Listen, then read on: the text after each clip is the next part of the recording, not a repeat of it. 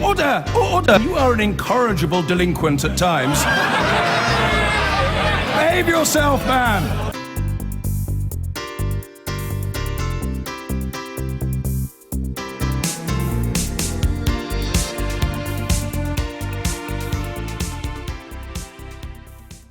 Well, welcome back to Philadelphia here in the United States. And the same wave of anti-establishment feeling that perhaps was behind the Brexit campaign seems to be playing out, particularly in the Republican Party, which formally nominated Donald Trump as its presidential candidate, as you well know, last week. Well, I was in the hall when he accepted the nomination and gauged some of the reaction. Take a look at this.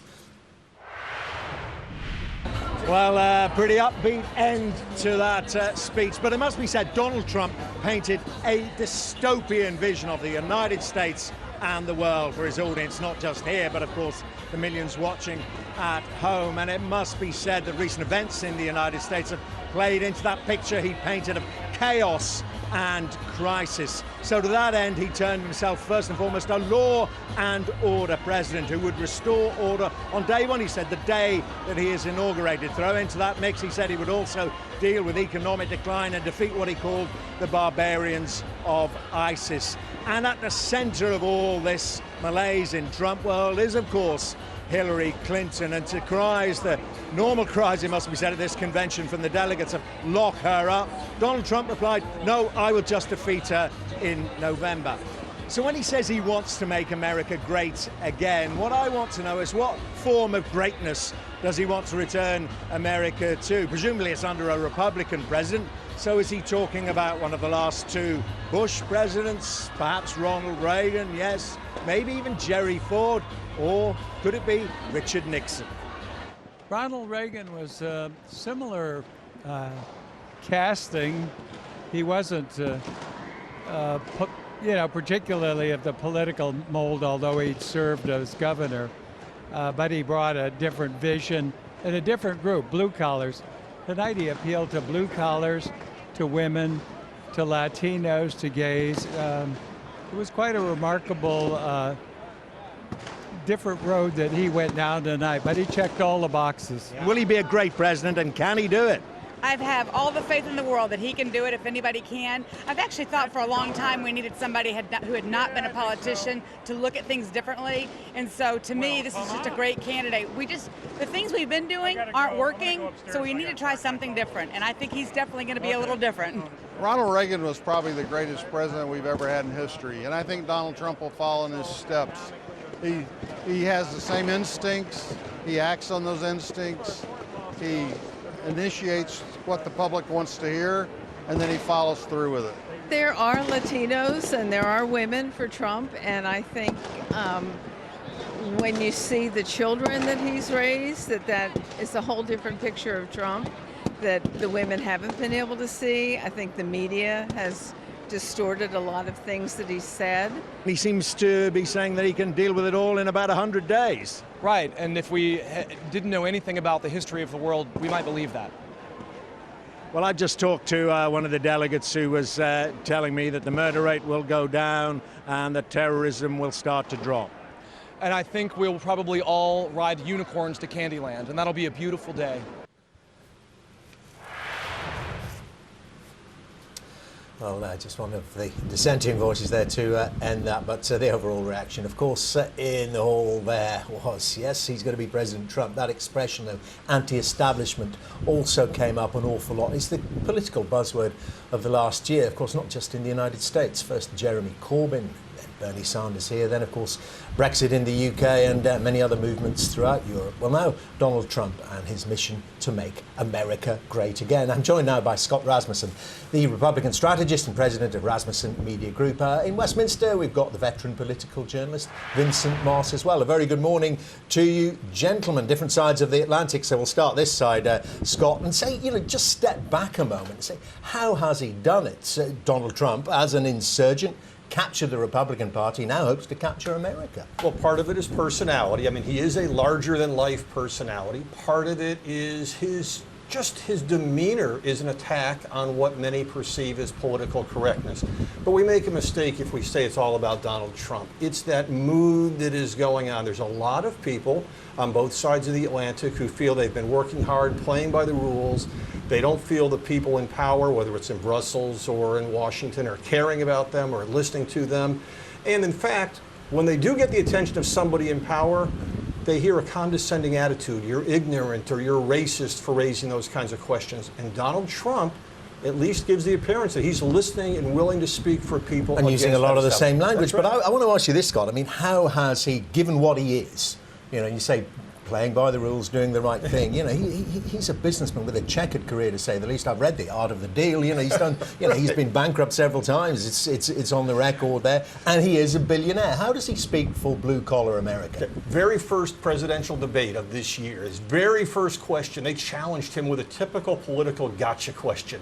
How can you stand for the Republican presidential nomination after having given money to Hillary Clinton? And he said, well, of course I gave to Hillary. I gave to most of the people on the stage. I'm a businessman. I expect something back for my contributions.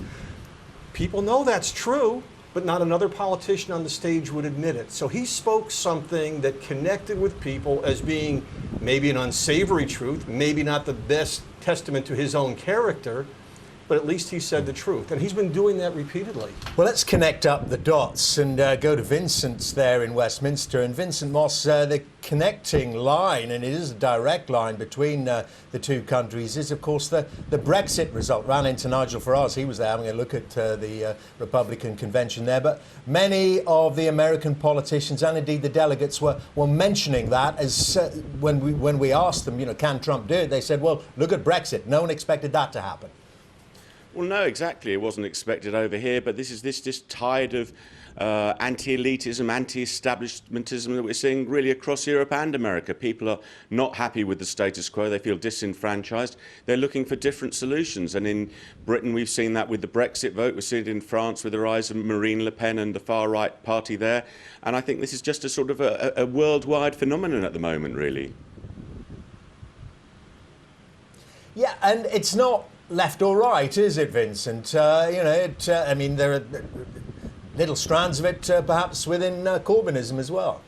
Well, no, that's right. We've seen a record rise with this sort of huge influx of members into the Labour Party, most of whom look like they're supporting Jeremy Corbyn. The Liberal Democrats in England are rising to a sort of a new high, if you like. And you're just seeing that the spectrum is, if you like, the rises are really at the extremist ends, if you like, the far left, the far right. People are trying to address that. Paddy Ashton's, I think, writing in the Sunday Times today, talking of a progressive coalition to try and get a sort of more moderate influence and drag politics back to the centre, if you like. But it's a very volatile world, and that's reflected in the febrile atmosphere really amongst people who are voting. They're not happy with the way things are. And in the same way you see Donald Trump with frankly implausible plans for sort of walls between America and Mexico, people aren't really bothered about whether the solutions are practical or not. They're just voting for massive change. They're very unhappy on both sides of the Atlantic, and we're seeing this across the piece in the way people are voting.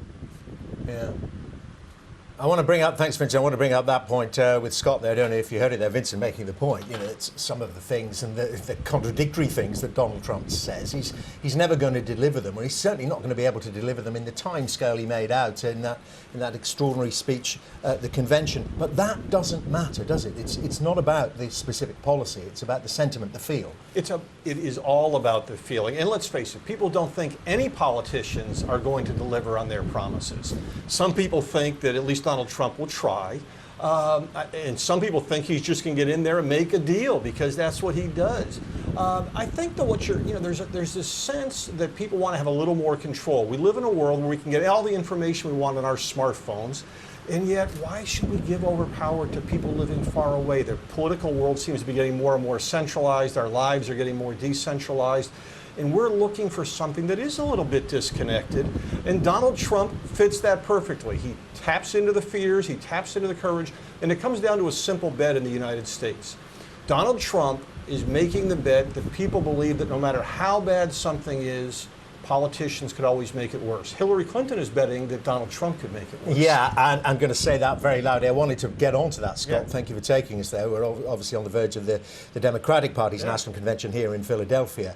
And she can't get away from it, can she? She's a Washington insider through her core. Her DNA, she's it, and Trump's nailing her on that. And it's remarkable. She is the first woman nominated by a major party in the United States, and yet she's the establishment figure.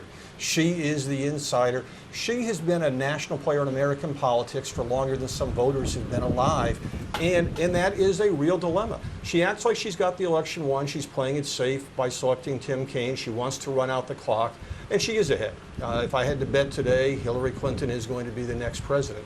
But it's close enough that major events, and we've seen plenty of them just this past couple days in Munich, last week in Nice, there have been other outside influences, all of that disruption works to the benefit of Donald Trump.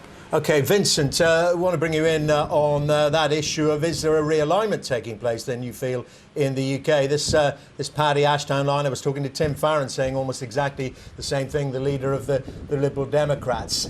Is there a room for a party in the middle? Well, clearly there may be, but is there an appetite for it? There's an appetite for change, and you would think there is, because at the end of the day, despite the Brexit vote, it was only a narrow win. There's a broad sort of, if you like, just under 50% of the nation that are pro-European.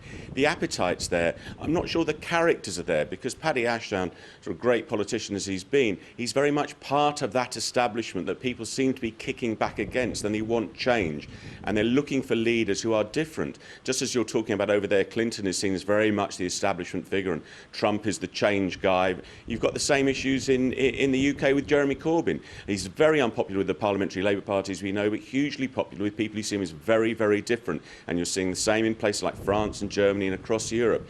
And I think the momentum is there, but it's just about finding the figureheads and the voices. And for a more centrist coalition, if you like, you probably need to find some more inspirational characters. And what's weird, really, across both sides of the Atlantic, is how few really towering political figures there are. Now, obviously supporters of Clinton and Trump, and the same with Corbyn and, if you like, Theresa May, who'd say they're good politicians. I'm not sure really they are. They're certainly not infusing those millennials who do want that massive change. Okay, listen, great talking to you guys. Can't believe time's run out. Vincent Moss there in Westminster, Scott Rasmussen here with me in Philadelphia. Thank you both very much indeed. Pleasure to see you.